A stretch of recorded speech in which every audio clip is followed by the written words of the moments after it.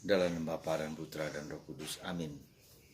Allah yang penuh kasih, dan bersyukur bahwa kami mempunyai Ibu di dunia tapi juga di surga, yang membantu kami untuk memasuki surga, membantu kami untuk memurnikan hidup kami, membantu kami untuk mengikuti Yesus sebagaimana beliau mengikuti Yesus.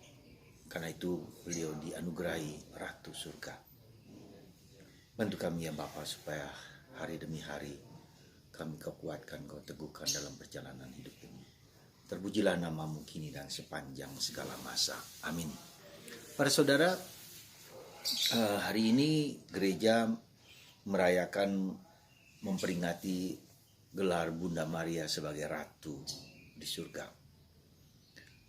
Gelar Maria sebagai Ratu tidak untuk menyaingi Yesus sebagai Raja, tetapi justru suatu anugerah. Karena Bunda Maria telah memainkan peranan yang begitu penting di dalam sejarah keselamatan.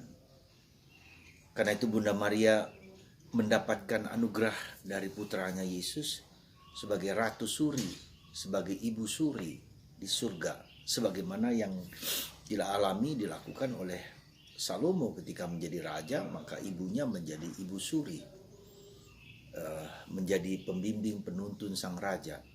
Tentu saja di dalam hal Yesus tidak berarti demikian, karena Bunda Maria selalu minta izin dan selalu diberikan oleh anaknya Yesus. Saudaraku terkasih dalam Kristus, ini suatu kegembiraan bagi kita bahwa kita punya ibu yang selalu memperhatikan kita di dunia ini. Anda perhatikan, Bunda Maria mendoakan kita pada waktu saat di mana kita akan mati dan membawa kita ke surga ketika kita percaya kepada Yesus bersama Bunda Maria. Saudara, itu merupakan suatu anugerah. Ya, diingatkan kemarin dalam bacaan Injil kita juga untuk masuk surga membutuhkan syarat-syarat yang penting di dalam kehidupan kita, yaitu apa? Masuk surga adalah melalui jalan sempit, jalan salib, jalan kecil. Tetapi jalan kecil ini adalah jalan penderitaan, jalan penyangkalan diri, jalan mengorbankan diri demi Allah dan demi sesama. Hari ini Yesus juga mengajar kita untuk bersikap apa yang kita sebut integritas, ya, transparansi, kesatuan antara pikiran, perasaan, dan kehendak, ya, hati kita dan kehendak. Kesatuan ini integritas. Apa yang kita katakan, apa yang kita pikirkan, apa yang kita rasakan, dan apa yang kita lakukan itu merupakan satu kesatuan, ya. Dan ini bukanlah yang gampang. Itu disebut integritas, ya, kesatuan. Tidak ada mencela-menceli, tidak ada kediskrepansi, ketenggangan, kerenggangan, tetapi merupakan kesatuan. Dan itu diharapkan menjadi orang yang jujur pada diri sendiri. Dan Yesus mengkritik, mengecam, bahkan mengingatkan kata-kata celaka ini kepada orang-orang Farisi dan ahli Taurat, kepada para pemimpin agama, kepada kami terutama para pastor, para brother, para suster yang tahu banyak tentang kitab suci, tetapi seringkali kami lalu banyak bicara, tetapi kami tidak mempraktekkan. Jadi sabda Yesus hari ini adalah sabda kecaman bagi kita semua, sabda peringatan bagi kita semua untuk hidup dalam bahasa Karmel disebut puritas cordis, kemurnian hati. Mengikuti Yesus dengan kemurnian hati, ya, puritas cordis.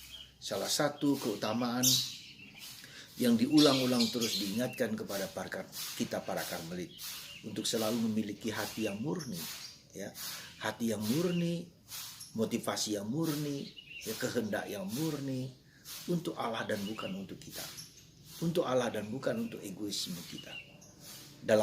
Untuk mengingatkan kita bahwa kemurnian hati itu merupakan sesuatu yang penting menjadi syarat kita masuk surga, maka kemurnian itu berarti jauh dari ketujuh dosa yang berbahaya, 7 dangerous sins, yaitu kesombongan, kemalasan, kemarahan, cabul, serakah, kikir, ya, iri hati, ya.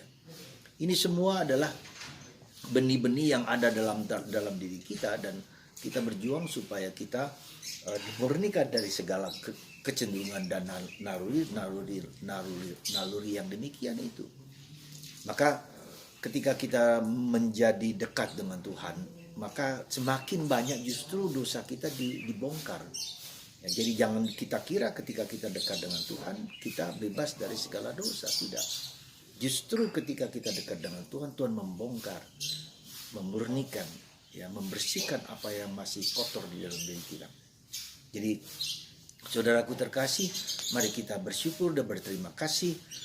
Kita diingatkan oleh gereja, oleh oleh Yesus untuk terus-menerus membaharui diri kita. Tuhan memberkati Anda dan memberkati kita, dan semoga Tuhan menganugerahkan rahmat berlimpah kepada Anda dan kepada kita.